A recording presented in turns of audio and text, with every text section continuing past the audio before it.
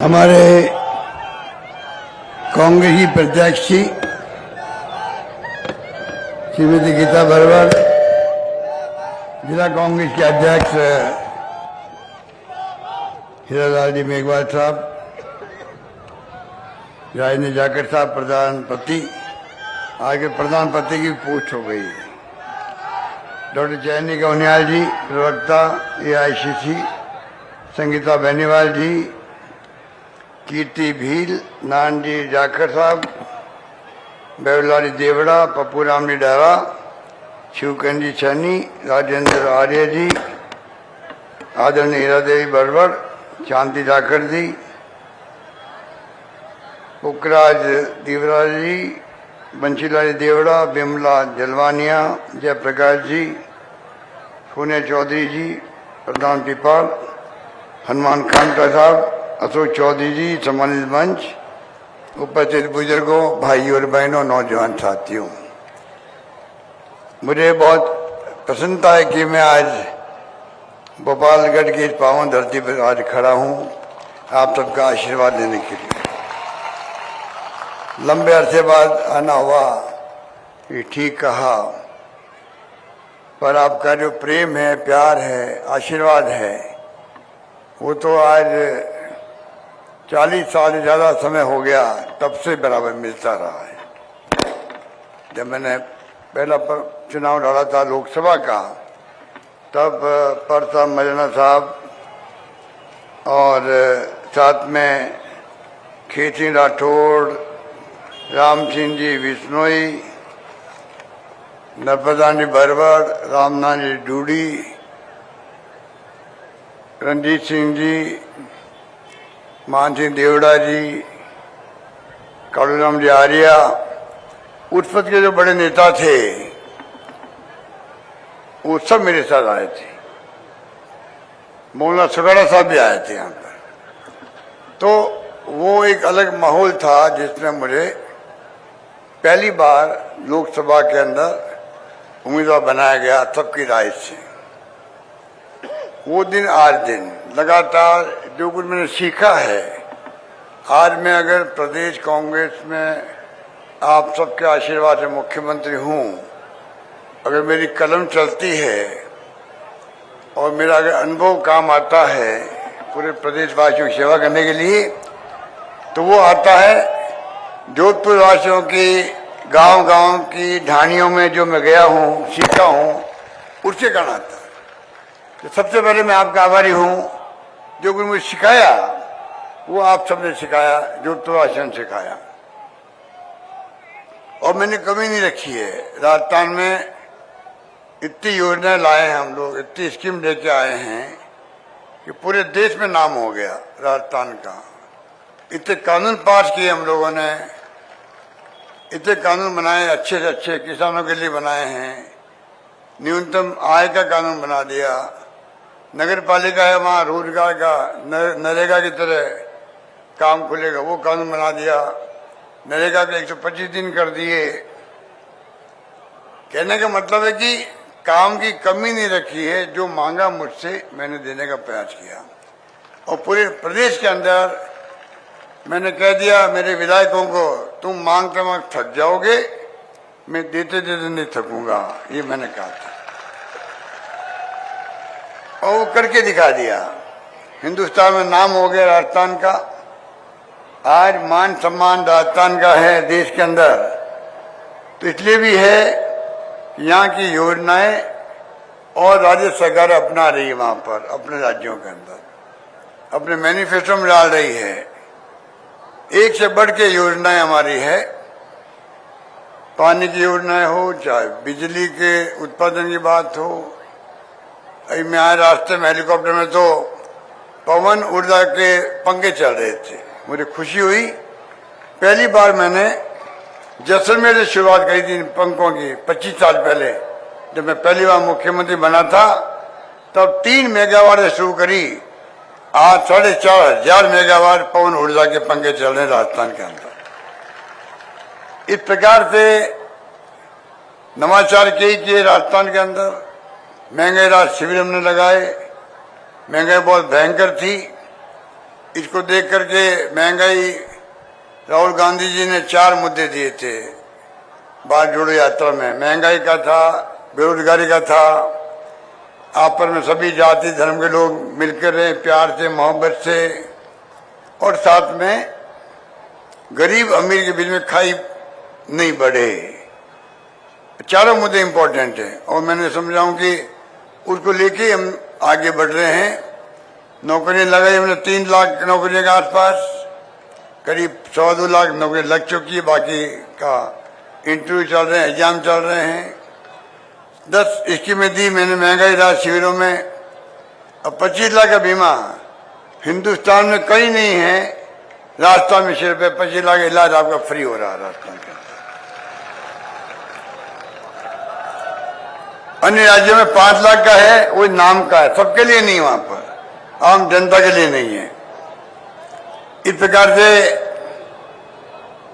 Lumpy रोग आया गाय के लिए, गाय माता मर गई लंपी रोग में तड़प तड़प करके। सबसे पहले हिंदुस्तान में मैंने घोषणा करी कि 40,000 रुपये देंगे हमें पशुपालक को, जी गाय मर गई है, और दे भी दिए हम लोगों ने। आगे बीमा करें 2 पशुओं का, गाय भैंस का। 500 रुपये गैस सिलेंडर दे दिया हम लोगों ने उज्ज्वला योजना वालों को। अब उसको मतलब आगे बढ़ाएंगे, बताऊं मैं अभी आपको। इस प्रकार से जो है दुर्घटना बीमा कर दिया, 100 यूनिट बिजली फ्री कर दी सबके लिए कर दी। 1 करोड़ लोग ऐसे हैं जो 100 यूनिट तक की काम लेते थे, उनके बिल 0 आने लग गए हैं, 0 आने लग गए। किसानों को 2000 यूनिट बिजली फ्री करी। 14 लाख किसान ऐसे राजस्थान में हैं जिनके बिल 0 आते हैं, बिल आता ही नहीं, उनके बिल नहीं आता। इस प्रकार से हमने एक के बाद एक योजना बनाई। महंगाई का बहुत जमाना है, रसोई के अंदर अगर पहुंच जाए सामग्री खाने पीने की, तेल, दालें, शक्कर, अन्नपूर्णा योजना में भिजवा रहे हैं घर घर के अंदर। उसका महिलाओं में बहुत अच्छा सुकून मिला उनको, भाई कुछ मदद मिल रही है सरकार की तरफ से। जितनी हमारी योजनाएं हैं महंगाई की मार से बचाने के लिए बनाई गई है, ये मैं आपको निवेदन करना चाहता हूं।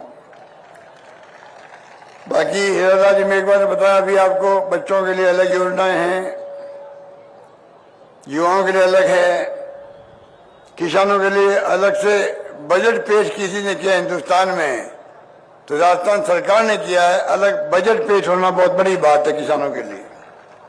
उसके अंदर 12 मिशन बनाए हम लोगों ने। उसके आधार पर आने वाले जमाने के अंदर किसानों के लिए योजनाएं बनेगी, ये मैं आपको निवेदन करना चाहता हूं। बहुत कुछ हमने किसानों के कल्याण के लिए अलग बजट बनाया। किसानों को डिग्गी के निर्माण में, फव्वारा खेती में, बूंद बूंद खेती में अलग सुविधाएं दे रहे हैं। किसान हमारी प्राथमिकता में, इसलिए अलग बजट पेश किया गया। तो कोई कमी रखी नहीं किसी वर्ग के लिए भी। 90 नए पैसे बिजली का जो मैंने तय किया था पहले, पिछली बार से 15-20 साल हो गए, 90 पैसे रहा है। 80,000 करोड़ रुपया सरकार देती है, अनुदान देती है बिजली कंपनियों को, तब जाके 90 पैसे अनुदान आपका बिजली का मिल रहा था। अब तो हमने 2000 फ्री कर दी है। तो कहने का मतलब है कि किसान हमारी प्रायोरिटी में हमेशा रहा है, ये मैं निवेदन करना चाहता हूं आपको। इसलिए मैं अभी कहना चाहूंगा कि अब हमने ये संवाद है आपके साथ में, 7 गारंटी हम और देना चाहते हैं। आपका आशीर्वाद होगा। जो माहौल बना है राजस्थान के अंदर, कोरोना आ गया था, कोविड आ गया था, पूरी दुनिया के अंदर लोग चिंतित थे कि हम खुद बचेंगे कि नहीं बचेंगे। लॉकडाउन में लोग सब घरों में बंद हो गए। उस वक्त भी सबसे अच्छा काम किसी ने किया देश के अंदर तो राजस्थान सरकार ने किया। राजस्थान का नाम हो गया देश के अंदर, दुनिया के अंदर हो गया। बिरोड़ा मॉडल पहुंच गया दुनिया में। विश्व स्वास्थ्य संगठन ने तारीफ करी, इतना शानदार हमारा मॉडल बन गया। मॉडल काम आया, दुनिया को बचाने के लिए काम आया। तो मैं कहना चाहूंगा कोई कमी रखी नहीं। उस वक्त मैंने कहा था कोविड के अंदर कोरोना हो गया था, घर घर में कई जगह घरों में लोग बंद थे। मैंने कहा कोई भूखा नहीं सोना चाहिए। मुझे कहते खुशी है आप सबके सहयोग से सरकार ने इमदाद भेजी। घरों के अंदर 5 बार डीबीटी की बैंक के थ्रू 35 लाख लोगों को, सामाजिक संस्थाओं ने भी, धर्मगुरुओं ने भी, कार्यकर्ताओं ने भी, सबने मिलके सहयोग किया एक दूसरे को, और कोई भूखा नहीं सोया राजस्थान के अंदर। ये बात तसल्ली हम सबको है। हमें अच्छा लगा कि राजस्थान की हमारे मान परंपरा है, उसके आधार पर सब लोगों ने सहयोग किया और वो तकलीफ का वक्त भी गुजर गया। ये मैं कहना चाहता हूँ आपको। पर साथ में कहूँगा मैं उसके बाद में भी इसके में एक के बाद एक बनाई, बजट पेश किया नहीं है, लागू भी कर दिया हमने। चाहे योजनाएं कुछ 20 जिले नए बना दिए। अब बताइए हिंदुस्तान के इतिहास में 20 जिले नए बनना बड़ी बात है। फलोदी अलग जिला बन गया। अब 100-150 किलोमीटर जिला मुख्यालय बनाना पड़ता था, दूरी कम हो जाती है। तो आप सोचो लोगों को कितना आराम मिलता है। 100 किलोमीटर 150 किलोमीटर जाओ काम के लिए, बार बार बसों में बैठ करके किराया लगता अलग से है। और जब जिला मुख्यालय नजदीक बन जाए तो आप सोच सकते हो कितनी सुविधा मिल सकती है। जो मांगा नगर पालिका बनाई, तहसील बनाई, उप तहसील बनाई, एसडीओ ऑफिस बनाया, डिस्ट्रिक्ट एडिशनल डिस्ट्रिक्ट जज के कोड बना दिए, ईडीएम कोड बना दिए। जो मांगा मैं समझता हूँ प्रशासनिक दृष्टि से हमने कोई कमी नहीं रखी। कॉलेज खोल दिए, शिक्षा में हम बहुत आगे बढ़ गए हैं। करीब 50-53 कॉलेज, तो कृषि कॉलेज खोल दिए हम लोग पहली बार। 5 कॉलेज खुले हुए थे पहले। तो आप सोच सकते हैं कि 130 कॉलेज लड़कियों को खोल दिए हम लोगों ने, और कुल 310 कॉलेज खोल दिए। आज तक इतिहास में कभी नहीं हुआ। चित्तौड़ साहब में खुले 250 कॉलेज, हमने खोल दिए अभी 330 कॉलेज। इतने में कहना चाहूंगा हर क्षेत्र में सड़कों के मामले में 1.5 लाख किलोमीटर सड़कें बन रही राजस्थान के अंदर, नेशनल हाईवे के अलावा भी state highway, district major road, mega highway, गाँव के अंदर सड़कें। आज सड़कों की स्थिति राजस्थान में बेहतर है अन्य राज्यों के मुकाबले के अंदर। इस प्रकार से हम लोगों ने जो काम हाथ में लिया था वो पूरा करके दिखा।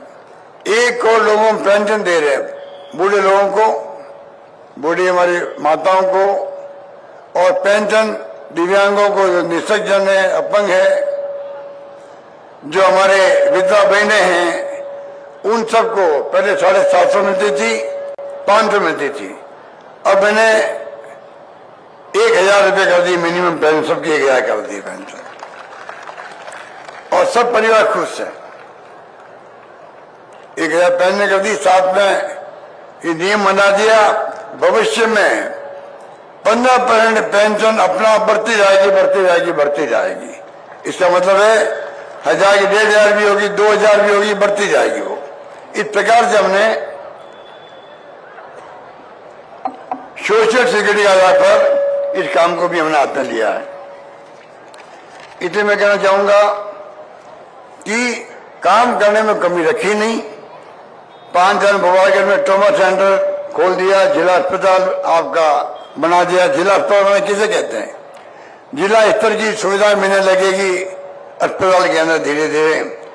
कन्या महाविद्यालय भोपालगढ़ अशोक के अंदर खोल दिए, बारहवीं खुर्द में प्राथमिक स्वास्थ्य केंद्र, पश्चिम में पीएचसी सीएचसी बना दिया, भोपालगढ़ में नगर पालिका बना दी, कोर्ट खोल दिया, उप तहसील अशोक खोल दी, कृषि उप मंडी भोपालगढ़, और 4 स्टेट हाईवेज। मतलब कहने में लंबी लिस्ट है मेरे पास में। काम की कोई कमी रही नहीं। और भोपालगढ़ जो 40 साल पहले था बिल्कुल बदल गया है। इतना विकास यहाँ पे भी हुआ है।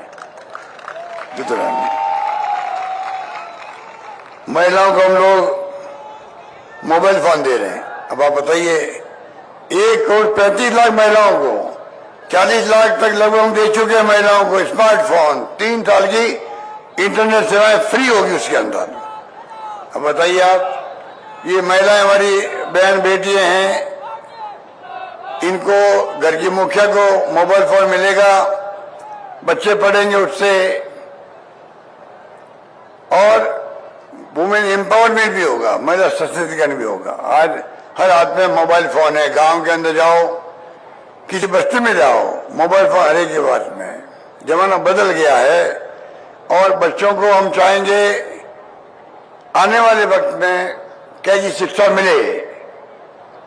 शिक्षा है तो सब कुछ है, बिना शिक्षा के जीवन में अंधेरा है। मैं बहुत पहले से कहता आया हूं, पानी बचाओ, बिजली बचाओ, सबको पढ़ाओ, वृक्ष लगाओ। मैं बहुत पहले नारा दिया था ये, आज भी मानता हूं।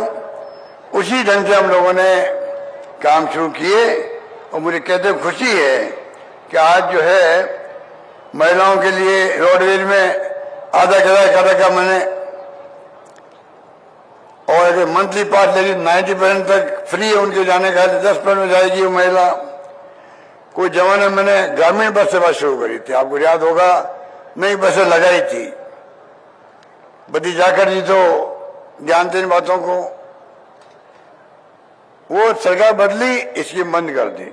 ग्रामीण बस सेवा इतनी अच्छी थी, वो इतनी अच्छी थी, पर सरकार बदलने के नुकसान होते हैं। रिफाइनरी बंद कर दी हमारी 55 की, कई नुकसान किए उस वक्त में सरकार बदलने पर। हम कोई योजनाओं की बंद नहीं करते, सरकार हमारी आती तब। एक योजना 13 ERCP की, पूरी राजस्थान की, 13 जिले की, पीने के पानी की, हम उसको आगे बढ़ा रहे, बंद नहीं कर रहे। वो लोग नकारात्मक सोच सकते हैं, बंद कर देते हैं हमारी स्कीमों को। और वो योजना बहुत बड़ी योजना है, प्रधानमंत्री ने वादा किया हुआ है, पानी का मंत्री जोधपुर का है, तब भी उस योजना को आगे नहीं बढ़ा रहे हैं। और दूसरी तरफ इंदिरा गांधी कैनाल, आप देखिए आज, अगर पंडित नेहरू के जमाने में ये सपना नहीं देखते, गोविंद पंत नहीं आते, इंदिरा गांधी कैनाल लाखों किसानों को भला हो गया, सिंचाई हो रही है, पीने का पानी मिल रहा है पश्चिमी राजस्थान के अंदर, शेखावाटी के अंदर, ये ताराम होता है।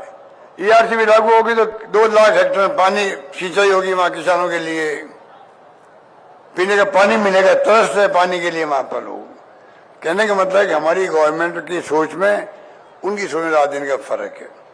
इसलिए मैं आपका आह्वान करना चाहूंगा, कृपा करके आप, अब जो हमने 7 गारंटी दी है अभी, वो मैं बताना चाहता हूं आपको, क्योंकि ये इतनी इंपॉर्टेंट गारंटी हैं जिससे कि आने वाले वक्त में आप सोच सकते हैं कि सरकार की सोच क्या है।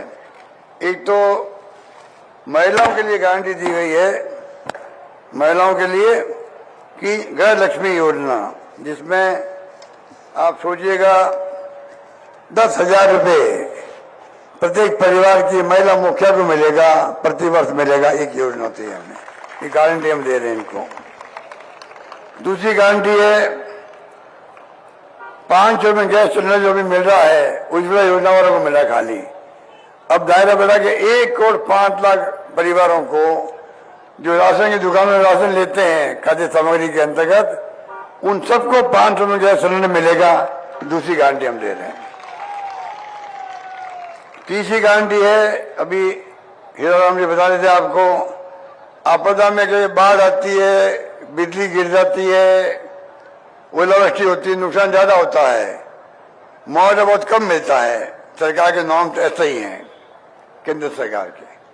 हमने कहा 15 लाख तक का बीमा बना करवाएंगे, 15 लाख तक का उनको राहत मिलेगी, ये गारंटी हम दे रहे हैं। चौथी गारंटी है जो हमने छत्तीसगढ़ गवर्नमेंट से ली है, वहां मैं खुद गया रायपुर, गोधन स्कीम बनाई उन्होंने गायों के लिए। वहां गाय ज्यादा है, हमारे यहाँ भैंसे भी है, गाय भी है। वहां पे कोई गाय सड़कों में नहीं चलती। अब बाड़े बना दिए बड़े बड़े, बाड़ों के अंदर गायों को रखते हैं, चारा आराम से मिलता है उनको, पीने का पानी मिलता है। और गोबर इकट्ठा जो होता है वो गोबर सरकार खरीदती है, और गोबर से खाद बनता है, गोबर से बायोमास बनता है, गैस बनती है, वो काम आती है। गौमूत्र के लोग दवाएं बनाते हैं, उससे एक तो सफाई रहती है मोहल्लों के अंदर गलियों में दुर्घटना नहीं होती है, कई दुर्घटना में गाय मर जाती है, एक्सीडेंट में आदमी मर जाता, कई बार आवारा पशु के रूप में घूमते रहते पशु। ये समस्या का समाधान करने के लिए बड़ी स्कीम बनाई।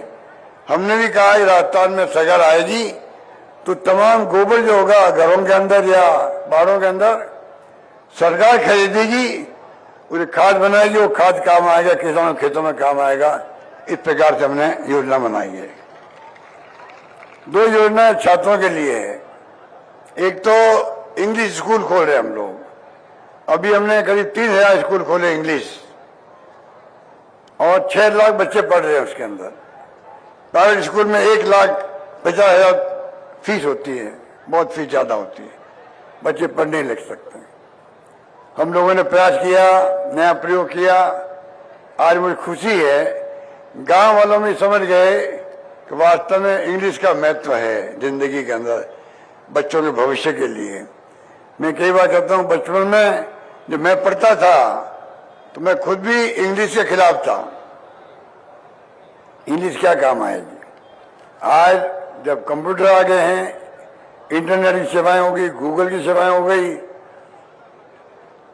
मोबाइल फोन आ गए, दुनिया की जानकारी रखते हैं हम लोग, उसमें इंग्लिश अगर पढ़ते हैं तो आगे बढ़ने में काम आएगी बच्चों के। तो हमने स्कूलें खोली। हमारे गोविंद होताचार्य शिक्षा मंत्री थे, तब शुरू हुई थी स्कीम। ये बहुत ही पॉपुलर हुई है। हम चाहते हैं कि आने वाले वक्त में हमारे बच्चे भी दिल्ली, बम्बई, अमेरिका, इंग्लैंड जाए, IT में एक्सपर्ट बने। इस लिहाज से हम लोगों ने इंग्लिश पढ़ाने का भी हिंदी के साथ साथ में निर्णय किया है। मैं कई कैंपों में गया, महंगे राज शिविरों में, बच्चे में देखा इंग्लिश बोलते हुए, मुझे बड़ा अच्छा लगा।